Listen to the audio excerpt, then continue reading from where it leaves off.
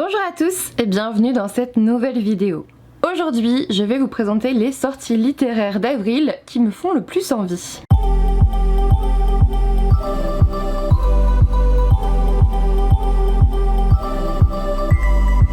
Alors j'espère que vous êtes bien accrochés à votre petit café, à votre petit thé parce que j'ai plus de 30 ouvrages dont j'ai envie de vous parler aujourd'hui. Il y en a, je peux vous dire le résumé, il y en a, je vous les donne comme ça de façon anecdotique parce qu'ils m'intéressent pas du tout donc j'ai rien retenu.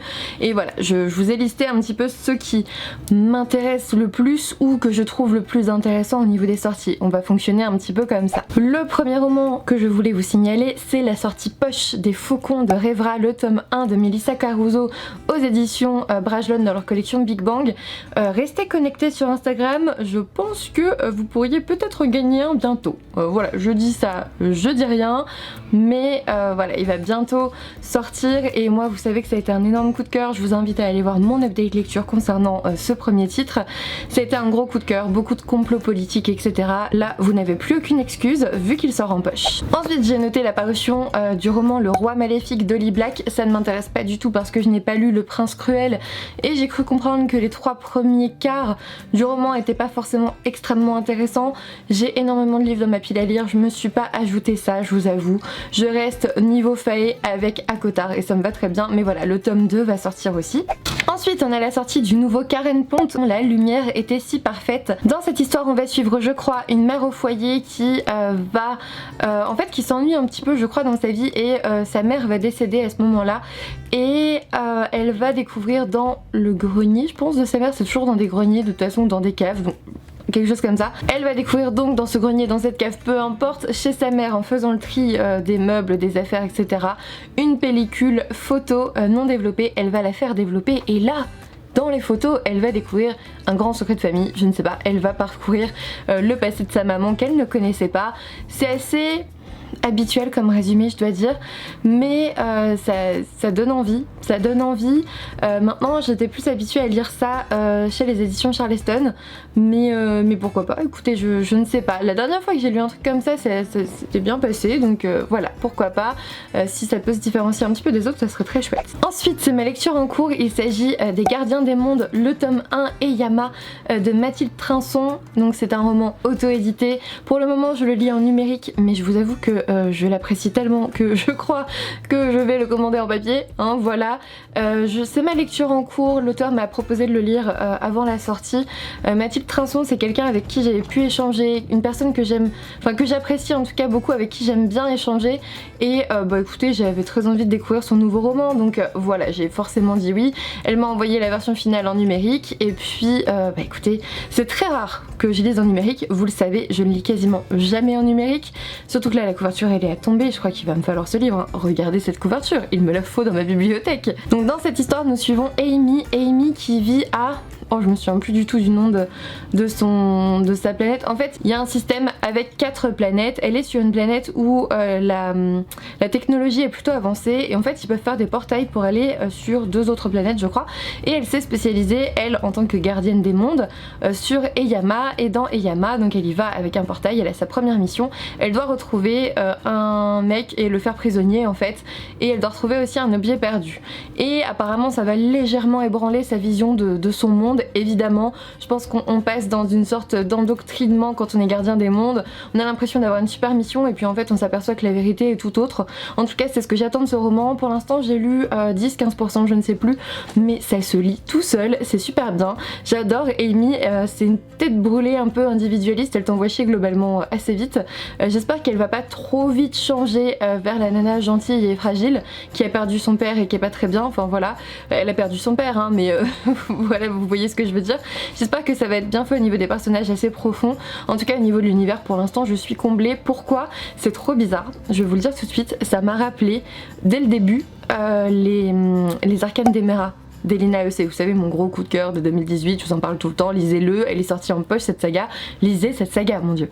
Et en fait, ça m'y a fait penser parce que le personnage principal est assez individualiste aussi, on passe aussi par un portail pour aller dans des mondes, même si on va plutôt dans une sorte de souvenir, enfin bref, je vous en dis pas plus, mais voilà, rien que ça, en fait, cette histoire de portail et de personnage principal très individualiste, très réponse du tac au tac, voilà, j'y ai pensé et je me suis dit, tiens, Pour l'instant c'est une belle surprise, voilà, je vous en parlerai plus dans un prochain update lecture bien sûr. Ensuite il y a aussi la sortie de Rise, le tome 2 de la saga Rule d'Hélène Goodlet aux éditions Milan ou Bayard, je ne sais plus, qui sortira fin avril. Bah là du coup je me l'achèterai hein, parce que vous le savez les éditions Milan Bayard ne donnent pas, enfin n'envoient pas les tomes suivants, donc bah, je me les achète hein. C'est dommage parce qu'en fait j'ai eu des gros coups de cœur sur ces tomes 1 l'année dernière, j'en parle hein, tout ce qui est Eve of Man, Babel Corp et Rule, c'était mes 3 gros coups de cœur de chez Milan Bayard l'an dernier, et du coup bah là je me prends les tomes 2. Voilà, et les nouvelles parutions pour l'instant ne font pas mouche, donc j'attends de voir. Ensuite celui-ci je pense que je vais me le prendre, c'est aux éditions Pocket Jeunesse, c'est Ambre et les dragons de glace, c'est écrit par Eva Fawcett et ça a l'air trop bien, ça a l'air beaucoup trop bien. On suit Ambre qui est un dragon de feu et qui est transformée en humaine, en petite fille, enfin je pense en adolescente, par un grand magicien, parce qu'en fait les dragons se font tuer dans cet univers. Et bah, étant donné qu'elle s'enflamme un petit peu quand même à la moindre émotion, c'est un peu compliqué de rester en Angleterre dans ces conditions, au risque de se faire un peu griller, hein, vous voyez, sans mauvais jeu de mots bien sûr. Et du coup elle passe de l'Angleterre à l'Antarctique, et en Antarctique il y a une espèce de chasse aux dragons de glace, et elle va s'immiscer dans cette chasse et essayer de limiter bah, je pense les meurtres de ses congénères en fait, voilà. Et ça avait l'air trop bien. Moi tu me parles dragon, déjà je suis finie, tu me parles chasse aux dragons avec un dragon de feu, dragon de glace, voilà, shut up and take my money, tu vois, en mode Futurama, voilà. Je pense que je vais me le prendre, clairement. En plus il sort là cette semaine, je suis en vacances cette semaine, ça sent le tour en librairie craquage. Voilà. Ensuite toujours chez PKJ j'ai noté Assoiffé de Tracy Wolff. Alors là pour le coup ça me fait un petit peu peur, j'ai l'impression d'avoir un deuxième Twilight. On parle d'une jeune fille qui est pour le coup qui intègre une académie de créatures surnaturelles. Il va y avoir des loups-garous, des vampires et tout. Et forcément, en fait ce qui m'a perturbée c'est qu'on vous dit qu'elle va se retrouver face à un séduisant vampire. Et là dans ma tête ça a fait Edward, tu vois. Et je sais pas si j'ai envie de lire un deuxième Twilight. Donc j'attends de voir si c'est comparé à ça ou pas. Mais là tout de suite ça me fait pas envie en fait. Ensuite j'ai noté l'apparition de Petite d'Edward Cory. Je crois que c'est les éditions Cherche Midi il me semble, j'espère ne pas me tromper. Et là ça a l'air trop bien parce qu'on va suivre Madame Tussaud. Madame Tussaud c'est donc là ça se passe en 1761, je l'ai noté parce que c'est compliqué. En 1761 elle est apprentie en sculpture sur cire et elle va être invitée à faire les masques mortuaires par exemple de Louis XVI, de Robespierre. Et ça m'inspire trop parce que y a un musée de Madame Tussauds, enfin il y a un musée qui s'appelle Madame Tussauds à Londres, et j'y suis allée et c'était trop bien, j'ai failli me faire guillotiner dans un couloir, c'était génial. Je sais, c'est vraiment quelque chose qui m'est resté, j'avais, je pense, c'était en 3ème, donc 15 ans, 14 ans, et je me souviens à un moment donné en fait on passe dans un couloir et juste derrière vous il y a un truc qui tombe, vous êtes en mode ah ok, ah très bien, très bien, ok, j'ai failli me faire trancher en deux, tout va bien. Non c'était vraiment chouette, c'était super beau, donc j'ai bien envie de découvrir le destin de cette femme en fait. Ensuite, le petit nouveau d'Adeline Dieudonné qui était l'auteur de La Vraie Vie que je n'ai pas lu, je pense que je vais me le prendre en poche hein, pour me le faire. C'est Kérosène qui ne me hype pas tant que ça. On va se retrouver dans une station-service, on vous dit qu'il y a 12 personnages, un cheval et un macabé. Ça a l'air clairement bizarre. Alors moi vous savez le bizarre c'est juste ma vie, j'adore tout ce qui est bizarre, un peu loufoque, un peu chelou, mais là je sais pas, ça m'a pas attiré du tout. 12 personnages, un cheval et un macabé. Et je me suis dit 12 personnages, si elle nous fait encore un livre genre à 200 pages, est-ce que ça va être si profond que ça, je ne sais pas. Parfois c'est possible hein, mais ouais. Je vais attendre les premiers avis je pense avant de me lancer, parce que, et puis peut-être découvrir son premier, voir si j'aime bien son style déjà, parce que là tout de suite ça m'a pas attiré, je ne sais pas pourquoi, je ne saurais même pas expliquer, mais déjà Kérosène, le titre m'attire pas trop, une station-service pas trop non plus. Voilà, je ne sais pas, à voir. Ensuite, j'ai noté l'apparition de Hamnet de Maggie O'Farrell. Alors, cette histoire, elle se passe en 1596. Vous voyez pourquoi j'ai noté les dates? Parce qu'il y en a plusieurs dans cette vidéo. Donc en 1596, on a un frère et une sœur à la maison avec un des parents qui sont absents, je sais plus ce qu'ils font, et en fait on a la sœur qui est malade et le frère qui va partir tout seul sans avertir qui que ce soit chercher un remède, et il parle d'un grand mal. Est-ce que c'est une épidémie de peste, est-ce que c'est quelque chose, je ne sais pas, en tout cas je pense pas le découvrir, mais je pense regarder les avis un peu parce que je comprends pas trop où veut nous emmener le résumé, donc je suis assez curieuse quand même. Ensuite aux éditions Plume Blanche il y a la parution de Alunia, et je vous enlève le post-it qui dit que ça sort en avril, de Tips. Le roman de Tips, vous imaginez, c'est trop bien. Et sur la couverture c'est noté mourir et mieux vivre. Ok, d'accord. On vous dit qu'on suit Lee, je sais pas comment on peut dire ça, on peut dire les deux je pense. Lee, moi je le dirais Lee en mode anglais, qui cherche sa voie. Une chose est sûre, elle n'aurait jamais songé à mourir foudroyée. Moi rien que ça, je me suis dit ok, ce roman il me le faut trop. Bon, de toute façon il était dans le pack 2021 de Plume Blanche, donc c'est trop chouette. Je vous mets un petit peu ou pas, parce qu'en fait c'est Tips, donc il y a des illustrations de malades dans son livre, tu vois. Exemple, le prologue. Exemple, le chapitre 1. Non mais sérieusement, c'est magnifique. C'est magnifique, et les pages après elles sont comme ça. Voilà, c'est trop beau. C'est trop beau. Wow, non mais tu vois, c'est extrêmement beau. Et du coup, on suit Lee qui prend un nouveau départ, qui va être traqué par un groupe de rebelles et qui va devoir se joindre à eux et prêter allégeance à leur leader. Et du coup on se retrouve sur Alunia où la magie ancestrale et les nouvelles technologies se côtoient intimement, et où les âmes tendent à receler de mystérieux pouvoirs qui, mal utilisés, engendrent de terribles conséquences. Ça a l'air trop bien. Il va faire partie de ma pile à lire d'avril, hein. Franchement j'ai trop envie de le lire. Franchement je le laisse là. Voilà, je le laisse là en évidence. Je vais pas l'oublier celui-là, t'inquiète. Ah, mon coussin de lecture, mais vous m'aviez pas dit qu'il était mal rangé. Bon, on va le laisser comme ça. Ensuite, j'ai noté, je crois que c'est aux éditions Calman Levy, la parution d'Ivy de Suzy Yang. Et ce roman m'attire énormément. On suit Ivy qui est dans un foyer chinois, il me semble. Elle va passer un petit temps en Chine où sa grand-mère va lui apprendre à mentir et à voler. Voilà, merci mamie, hein, super. Et elle va repartir aux USA. Et ben écoutez, on s'aperçoit pas vraiment, je crois que c'est une voleuse, une menteuse. Et elle, son but, c'est de monter dans la haute société américaine, démontant un peu le rêve américain par ce biais-là. Moi ça m'a trop parlé, j'adore cette ambiance, En plus avec tout ce qui est racisme asiatique, que ça soit aux US ou en France, hein, il y en a partout. On en parle vraiment pas assez, mais il y en a partout. Et ouais, le fait qu'elle mente, qu'elle vole, qu'elle... Voilà, sans rien y paraître, je me suis dit tiens, serait-ce un nouveau Arsène Lupin, genre voilà, pourquoi pas, pourquoi pas. Non, ça m'a fait trop envie. Elle intègre la haute société américaine, je pense qu'elle va séduire un beau jeune homme, etc. Enfin, voilà, j'ai envie de savoir à quel point cette personnalité est particulière. Ensuite, j'ai noté la parution de Les Beaux Jours d'Emily Bess. C'est un roman en gros où on suit Lise. Lise qui est née dans une famille où il y a très peu d'amour. En fait, ses parents sont constamment tristes. Ils ont beaucoup de mal à s'occuper de leur fille. Lise finalement s'aperçoit qu'il y a genre un manteau dans le placard. À qui est-ce qu'il a pu appartenir, ce tout petit manteau rouge, parce qu'il ne lui appartient pas à elle. Je pense qu'on va parler enfant disparu et second enfant qui a du mal à vivre dans l'ombre, le fantôme de ce frère, cette sœur disparue. C'est comme ça que j'ai compris le résumé en fait. Je sais pas si c'est ça, en tout cas Lise elle grandit, Lise a une fille et Lise angoisse. Donc voilà, je pense que ça peut être très intéressant. Maintenant c'est pas forcément un roman qui m'attire énormément par sa thématique, voilà, mais... Il y a peut-être une thématique de deuil quand même derrière, vous savez que moi j'adore les thématiques de deuil. Je me fais du mal en vrai, hein, mais j'adore ça. Pourquoi pas. Ensuite, un roman aux éditions Hugo Roman, je crois. Ça s'appelle Lucky in Love, c'est écrit par Casey West. Et en gros, dans cette histoire, on suit Maddie qui gagne à la loterie. Et en gros, la réflexion va se porter autour du les gens m'aiment pour mon argent plutôt que de m'aimer pour moi. C'est ce que j'ai compris. Sauf qu'au zoo local, elle a son collègue qui n'a absolument pas entendu parler de son super gain d'argent. Et du coup, il est exactement pareil avec elle.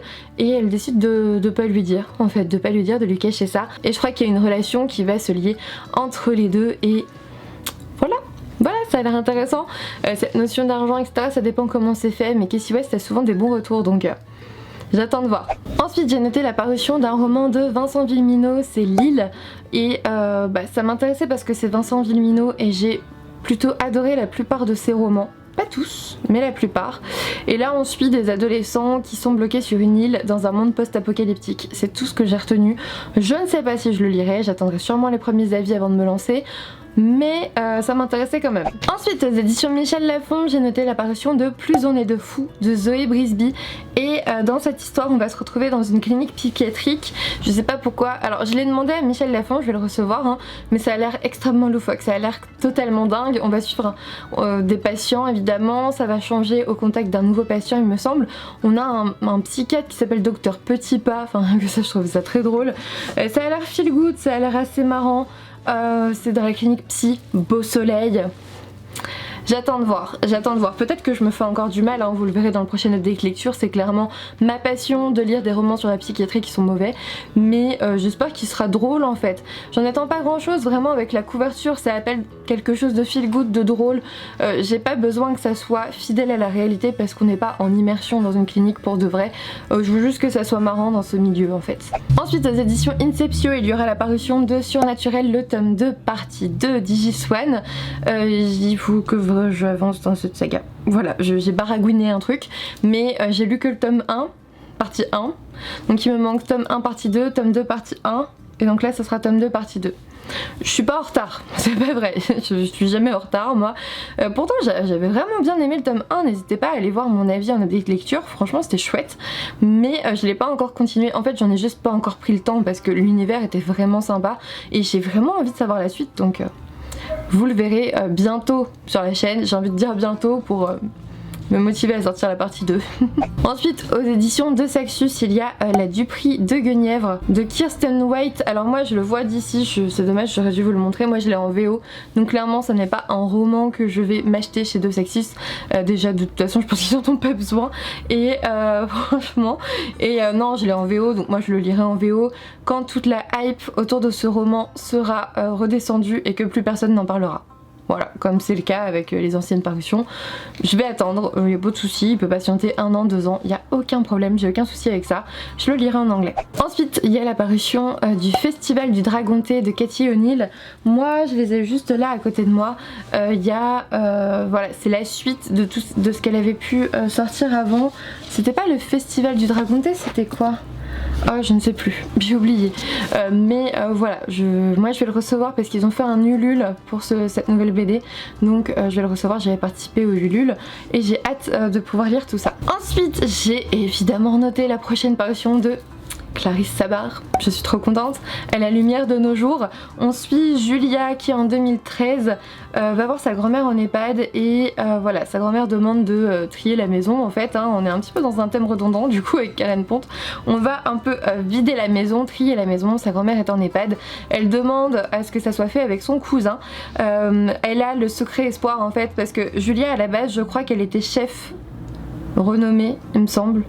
Il y a un truc comme ça. Ah non, c'est après, je confonds. Mais voilà, le secret espoir de la grand-mère, ça serait qu'elle ouvre une pâtisserie entre Julia et le cousin. Et du coup, elle demande de vider la maison, elle aimerait bien qu'ils en fassent ça en fait. Et dans cette maison, on va pouvoir se replonger évidemment dans la deuxième temporalité qui est en 1919 où on va découvrir l'arrière-grand-mère de Julia. Arrêtez tout, je veux lire ce livre. Voilà. Ensuite j'ai noté l'apparition du tome 2 de Dreams Factory, c'est de Hamon. Je l'ai noté Zako et Sayaptum. J'ai très mal écrit, je suis désolée. J'avais beaucoup aimé le tome 1 mais voilà, moi je l'ai lu en 2018, je sais plus. Ça fait un moment, on parlait travail des enfants, c'était vraiment chouette. Je me suis précommandé le tome 2 là, mais faut que je m'en souvienne. Vraiment, ou que je le ressorte parce que j'avais très envie, surtout que je crois que c'est une saga en 2 tomes, donc ça vaut le coup. Ensuite j'ai noté l'apparition de Souvenirs de Marnie de John G. Robinson, je crois que c'est ça. Ça a l'air d'être un roman contemporain anglais très connu. J'ai eu cette impression en fait et ça avait l'air chouette. La couverture est magnifique, enfin voilà, c'est toujours un objet livre magnifique dans cette maison d'édition. C'est comme Anne et la maison au pignon vert, Anne de Green Gables. Et du coup voilà, je l'ai noté, je ne sais pas si je me le procurerai, j'attendrai sûrement les premiers retours, mais ça avait l'air chouette. Vous voyez, en avril je vais être plutôt sage, hein. Franchement, je pense que je vais être sage. On l'espère. Parce que vous allez voir en mars, j'ai été tout sauf sage. Je pense que j'ai dépensé mon salaire pour 3 mois là. Laisse tomber. Vous verrez ça dans le prochain book haul, mais je n'ai pas été très sage. Ensuite, il y a la nouvelle parution d'Anne-Gaëlle Huon. Je pense que c'est toujours aux éditions Albin Michel. C'est Ce que les étoiles doivent à la nuit. Et là, c'est là qu'on suit la chef gastronome qui est connue à la télé et qui va tout perdre d'un seul coup. Elle s'appelle Lise et apparemment elle va partir sur les traces de sa mère. Je n'en sais pas plus. Je pense que beaucoup vont se ruer sur cette nouvelle parution. Donc voilà, sachez que son nouveau roman va sortir. Ensuite, j'ai noté la prochaine parution de Baptiste Beaulieu. C'est celle qui l'attendait et je crois que j'ai pas trouvé de résumé parce que j'en ai aucune idée, je ne sais pas de quoi ça parle, mais j'aime beaucoup Baptiste Beaulieu sur Instagram. C'est un médecin très intéressant, enfin un confrère très intéressant, qui a plusieurs réflexions sur beaucoup de sujets importants. J'aime bien le suivre, je serais très curieuse de découvrir ses ouvrages. Ensuite, j'ai forcément noté aussi La Cité de Laiton de S.E. Chakraborty, quelque chose comme ça. La Cité de Laiton, je vous en avais parlé en mars, et puis finalement la date avait été reculée, mais je pense qu'en fait c'était juste une erreur, hein. Donc voilà, je sais pas trop de quoi ça parle, j'ai pas regardé le résumé. Je pense que de toute façon on va déjà le voir partout d'ici quelques semaines, donc voilà. Ensuite, il y a l'apparition du tome 2 de Sous les sabots des dieux de Céline Chevet. Le tome 2 va sortir, je peux lire le tome 1, aucun problème. Et puis j'ai aussi noté la prochaine parution d'Anna McPartlin, je crois que c'est aux éditions Cherche Midi, je crois. C'est Sous un grand ciel bleu, et là pour le coup on va suivre, en fait ça va être je crois la suite de les derniers jours de... je ne sais plus, les derniers jours de...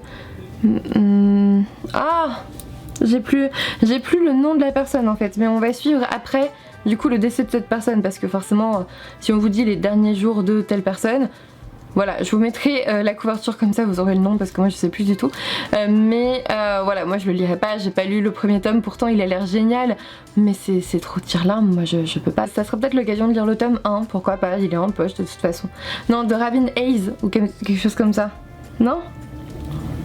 Ah, je ne sais plus, c'est tout, je vous mets la couverture. Ensuite, j'ai noté l'apparition de L'île enragée de James Rollins, et là en gros on va avoir cette histoire autour d'une île sur laquelle il y aurait des espèces de bêtes, d'animaux qui ont décimé les humains. On lance une expédition dessus et forcément l'expédition se les prend en pleine tronche, et le seul survivant c'est le mec qui est expert en animaux venimeux, je crois, je pense.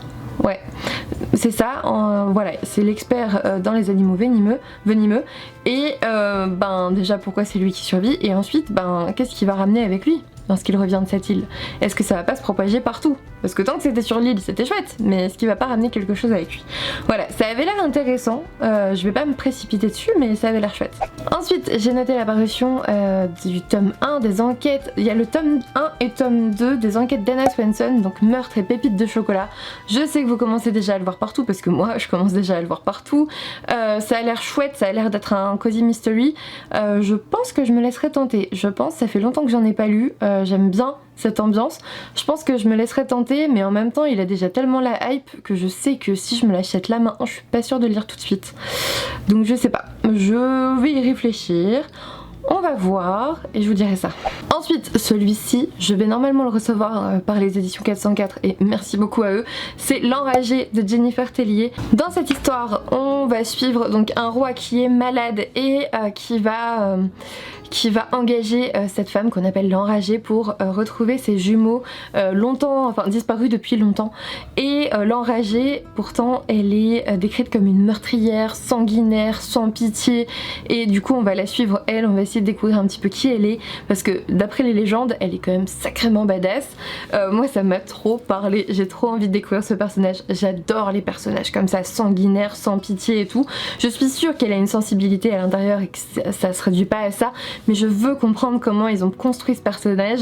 La couverture est juste à tomber, on en parle très vite parce que dès que je le reçois je pense qu'il sera lu. Et puis j'ai aussi noté La Maison sans miroir de Tove Alsterdal, et là dans cette histoire on se retrouve avec un couple qui emménage dans une maison et ils trouvent ça plutôt bizarre parce qu'en fait dans la cave il n'y a pas autant de mètres carrés qu'il y avait sur les plans, tu vois, et du coup ils se disent merde c'est bizarre, c'est plus petit que ce que je croyais, machin.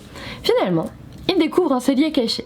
Un cellier caché avec des super bons crus, des bonnes bouteilles, tout ça, ouais chouette, jackpot, tu vois. Sauf que il y a aussi un enfant momifié dans un coin. Et moi, j'ai lu ce résumé et je me suis dit ce roman il me le faut. Je l'ai dit pour très peu de romans, hein. Là c'était vraiment le dernier d'ailleurs, c'est le dernier dont je vais vous parler. Franchement, je suis sûre de lire celui-ci, L'Enragé, peut-être Les Enquêtes d'Anna Swensen. Bon, Sous les sabots des dieux tome 2 une fois que j'aurai lu le tome 1 tu vois. Alunia évidemment je l'ai déjà. Je pense à Evie, peut-être petite. Raise un jour, Les Gardiens des Mondes je suis en train de le lire. Enfin, tu vois il y a plein de romans. Il y a pas tant de romans que ça que je suis sûre de me prendre en tout cas. Donc c'est bien. En fait je suis en train de regarder, il y en a quand même pas mal. Mais il y en a plusieurs que je vais recevoir donc c'est chouette aussi. Et non ce dernier là avec cet enfant momifié, mais ça a l'air génial. Après on va sûrement être dans la perte d'enfant. Voilà, c'est pas trop mon délire en général, c'est pas trop quelque chose que j'apprécie, mais en plus moi qui veux déménager, on essaye de trouver une maison et tout, je trouve un enfant momifié dans ma cave, c'est ok, tu vois, je veux trop le lire. Je veux trop le lire, vous aurez mon avis dessus dès que je l'aurai et que je l'aurai lu, bien évidemment. Donc voilà, pour cette vidéo des sorties littéraires, ça fait quand même un sacré paquet de romans. On est donc à 32 livres présentés pour avril. Heureusement, ils ne m'attirent pas tous, parce que sinon ça serait compliqué. Je vais faire ma petite sélection et puis j'ai hâte de venir vous reparler de ces ouvrages. Donc voilà, cette vidéo est maintenant terminée. J'espère que ça vous a plu. Comme tous les mois, c'est un vrai plaisir de faire cette vidéo. C'est beaucoup de recherche, c'est beaucoup de temps parce qu'il faut se souvenir des résumés à un moment donné et c'est beaucoup de temps de montage aussi parce qu'il faut mettre à chaque fois la couverture à côté et ça me prend un temps dingue par rapport à juste couper quand je bégaye ou des trucs comme ça tu vois. Donc c'est vrai que ça me prend beaucoup plus de temps mais c'est extrêmement plaisant pour moi, j'adore faire cette vidéo, je la continuerai encore longtemps je pense, même si ça me fait envie, ça me fait découvrir des ouvrages que j'aurais pas forcément vus ailleurs, mais je trouve ça chouette aussi, c'est ça qui est bien, c'est de pouvoir découvrir des ouvrages que je n'ai pas forcément vus encore ailleurs, ça aussi j'aime bien. Après oui, ça me permet aussi parfois de me faire un petit budget pour le mois. Alors en mars je l'ai outrepassé mais allègrement, vous verrez mon book haul c'est... Je sais même pas comment je vais faire pour les faire tenir ici comme d'habitude. Parce que là c'est pour la vidéo d'après en fait que j'ai préparé. Je ne sais pas, on verra. N'hésitez pas en tout cas à me dire en commentaire ce que vous avez pensé de cette vidéo. Si certains ouvrages vous font envie, ça me ferait très plaisir de le savoir. N'hésitez pas aussi à me dire quel roman vous attendez vous avec énormément d'impatience. Peut-être que je suis passée à côté, c'est tout à fait possible, hein. C'est une sélection clairement non exhaustive.